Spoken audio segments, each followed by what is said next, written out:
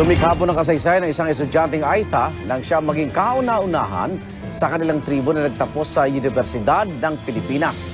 Siya po ay si Norman King.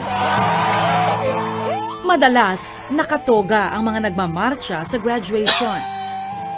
Pero agaw pansin ng isang graduate ng University of the Philippines, Manila, nang umakyat kasi siya ng entablado, siya ay nakabahag.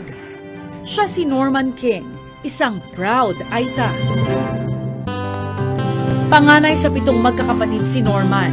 Binubuhay sila ng kanyang mga magulang sa pamamagitan ng pagsasaka.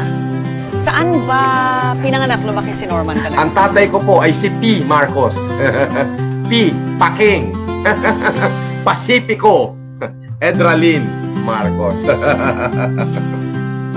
Bakit nawawid kami? Aba, parehas kaming Ilocano.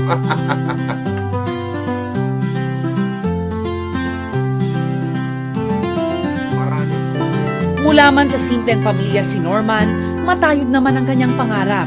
Pero dahil sapat lang ang kita ng mga magulang, maaga siyang sumabak sa pagtatrabaho. Anong pinangarap mo ng bata ka, Norman? At St. Francis Marcos.